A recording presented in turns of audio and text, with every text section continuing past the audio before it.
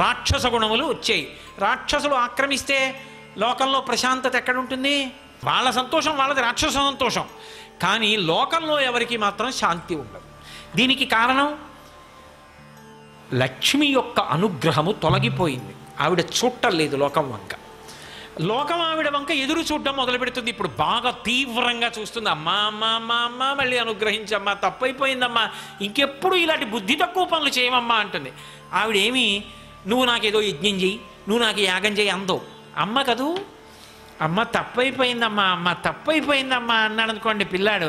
అమ్మ ఇంకెప్పుడు చేయనమ్మా, అమ్మ తప్పైపోయిందమ్మా అన్నాడు అనుకోండి. అమ్మ అమ్మ అని అమ్మ పాదానికి ఇలా తల కొట్టుకున్నాడు అనుకోండి. అమ్మ తట్టుకోలేదు. దెబ్బ తల్లికి తగిలినా చటుక్కున లేచి పోన్లేరా దానికి ఎందుకంత బాధపడతావు, వదిలి ఇంకక్కడతో అని గబగబా తీసుకొచ్చి పెరుగు అన్నం పెడుతుంది. అమ్మ అమ్మే. క్షేమం కోసం కొట్టే అమ్మ కారుణ్యం ఎలా ఉంటుందో అమ్మవారు ఒక్కొక్కప్పుడు పెట్టే పరీక్ష కూడా అలాగే ఉంటుంది. ఇప్పుడు ఆ తల్లి అనుగ్రహము అంటే ఆ ప్రసాదాన్ని దుర్వాసో మహర్షికి ఇస్తే, దుర్వాసో మహర్షి దేవేంద్రుడికి ఇస్తే దాన్ని కళ్ళకద్దుకుని తల మీద పెట్టుకోవలసిన వాడు కళ్ళకద్దుకుని తల మీద పెట్టుకోలేదు. పెట్టుకోకుండా తీసి ఏనుగు మీద పారేశాడు.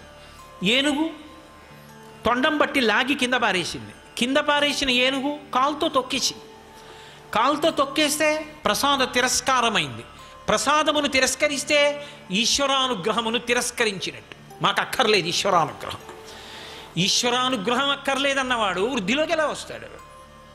కాబట్టి వృద్ధిలోకి రాలేడు, సంకల్పం నెరవేరదు.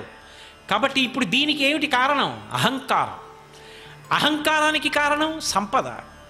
సంపద వలన అహంకారం పొందాడు. ఏ కారణానికి అహంకారం ఉందో ఆ కారణం తీసేస్తే అహంకారం పోతుంది. తీసేస్తాను, ఎంతసేపట్లో తీసేయాలి?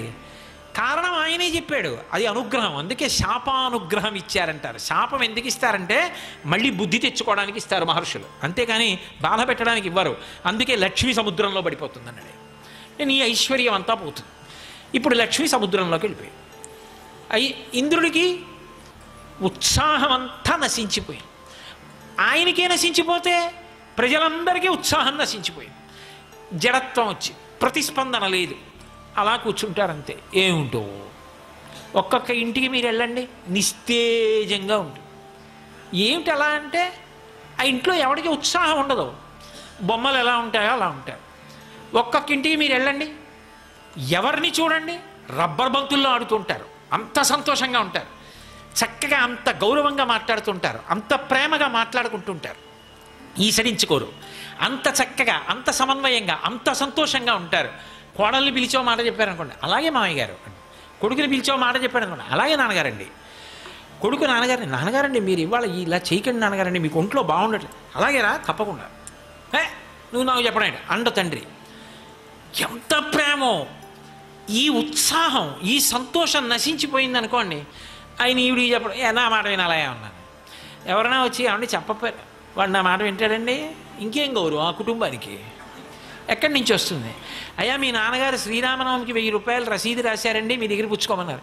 మా నాన్నకే అలాగే రాస్తాడు, ఆయన్ని అడగపోయారా అన్నాడు అనుకోండి, ఇంకెందుకు ఆ కొడుకు? అది ఉత్సాహం నశించడం అంటే. ఇప్పుడు నాకు చెప్పండి, ఏది కీర్తి, ఏది వైభవం? అంతా నశించిపోతుంది. ఎప్పుడైతే ఉత్సాహం పోయిందో రాక్షసులు ఆక్రమిస్తారు. రాక్షసులు ఆక్రమించడం అంటే ఏంటో తెలుసా? దేవతా గుణములు పోయాయి, రాక్షస గుణములు వచ్చాయి. రాక్షసులు ఆక్రమిస్తే లోకంలో ప్రశాంతత ఎక్కడుంటుంది? వాళ్ళ సంతోషం వాళ్ళది, రాక్షస సంతోషం. కానీ లోకంలో ఎవరికి మాత్రం శాంతి ఉండదు. దీనికి కారణం లక్ష్మి యొక్క అనుగ్రహము తొలగిపోయింది. ఆవిడ చూడలేదు లోకం వంక. లోకం ఆవిడ వంక ఎదురు చూడడం మొదలు పెడుతుంది. ఇప్పుడు బాగా తీవ్రంగా చూస్తుంది. అమ్మా అమ్మ అమ్మ అమ్మ మళ్ళీ అనుగ్రహించమ్మా, తప్పైపోయిందమ్మా, ఇంకెప్పుడు ఇలాంటి బుద్ధి తక్కువ పనులు చేయమమ్మా అంటుంది. ఆవిడేమి నువ్వు నాకేదో యజ్ఞం చెయ్యి, నువ్వు నాకు యాగం చేయి అందో. అమ్మ కదూ, అమ్మ తప్పైపోయిందమ్మా, అమ్మ తప్పైపోయిందమ్మా అన్నాడు అనుకోండి పిల్లాడు. అమ్మ ఇంకెప్పుడు చేయనమ్మా, అమ్మ తప్పైపోయిందమ్మా అన్నాడు అనుకోండి. అమ్మ అమ్మ అని అమ్మ పాదానికి ఇలా తల కొట్టుకున్నాడు అనుకోండి. అమ్మ తట్టుకోలేదు. దెబ్బ తల్లికి తగిలినా చటుక్కున లేచి పోన్లేరా దానికి ఎందుకంత బాధపడతావు, వదిలి ఇంకక్కడతో అని గబగబా తీసుకొచ్చి పెరుగు అన్నం పెడుతుంది. అమ్మ అమ్మే. లోకమాత అని పేరు ఆ తల్లికి, లోకములను కన్న తల్లి. అటువంటి తల్లి ఎంత అనుగ్రహంతో ఉంటుంది.